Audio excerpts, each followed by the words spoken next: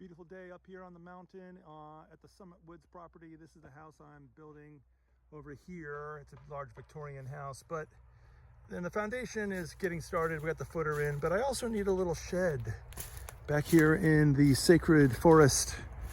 And so, you know, a shed for tools and maybe to sleep in once in a while. So I got my friend Troy here, and he is putting in some joists. We're trying to do this all in one weekend. So we got a late start, but we're making good progress. We got 4 posts in with some concrete and stone, using some quick set concrete. And these are actually reclaimed laminated beams that we made in the shop for a loft bed project, but we made them too short. So we decided to make a shed here, and this is it's 8 feet by about 109 5/8 actually. So and then we're going to do an innovative design with a roof at an angle, and this is going to be a 10-foot high corner, and that corner is going to only be 6.5, and these are going to be about 8.5. So it's going to have like a funky angle like that. And yeah, we'll give you a progress photo later. The cows and the bulls are over there. All is well here in Summit Woods. Troy, you want to say hi? Yeah. Say hello. Hi. All right. All right, this is day 2 of the shed project here in Roaring Brook Township in Pennsylvania. I'm working here alone. Got up early. I actually slept here in the van. How's that for dedication? It's July 4th weekend and there's no hotels available. I just saw a massive deer who snorted and ran that way. I still feel like I can see him out there. But anyway, there's a big bullfrog living in a puddle there. I'm at one with nature completely. I'm putting in a nice walnut floor here. Nature gave it a nice rainwater stain last night. We got really rained on, and then Troy had to take off. But anyway, working alone, I even got up a giant wall. That's like 10 or 11 feet tall. Yeah, I should know that. But anyway, it's in the plans, but whatever. And it's gonna have a nice little eave there. And last night at Home Depot, I bought the clear corrugated roofing material. So this whole thing is gonna have a clear roof. It's gonna be pretty cool. And yeah, it's unusual to have a walnut plywood floor, but this is some extra material that Zen Space Makers had left over from various loft bed and cabinet jobs. And it's gonna be a beautiful floor. As soon as it dries, we can hit it with some poly, and then it'll never be wet again. Alrighty. Oh, wow.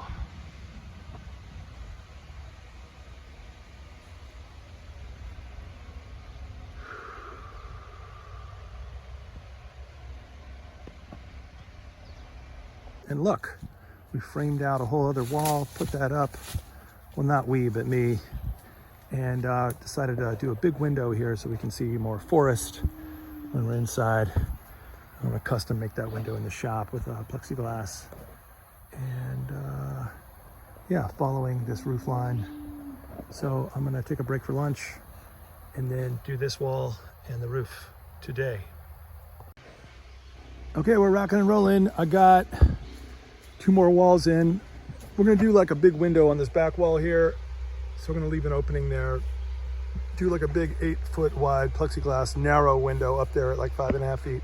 And also got this window in, and I did a rough opening for a door, probably eventually finished door size, 28 inches swinging out.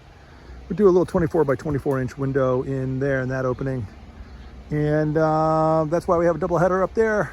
So it extends out for the header for the door, rough opening. And yeah, this is looking great. It's looking like a little house.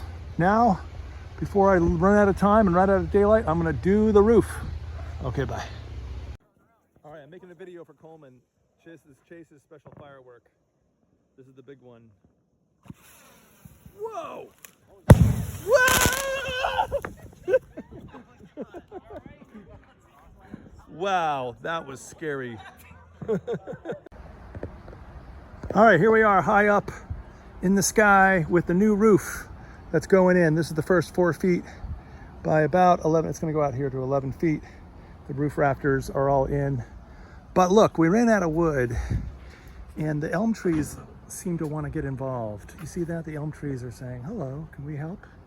Well, the answer is yes, because actually I don't want to go back to the big box supply stores. I've already given so many donations to there.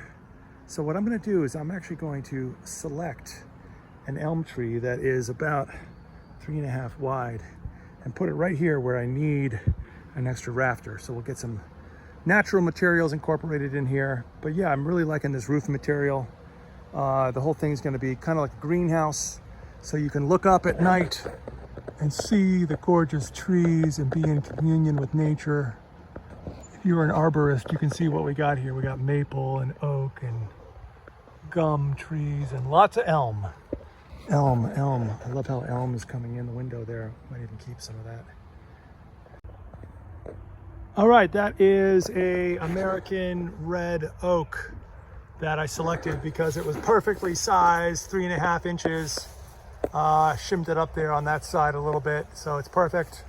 And I just got up there with my big 2-inch chisel and cleaned it up a little bit.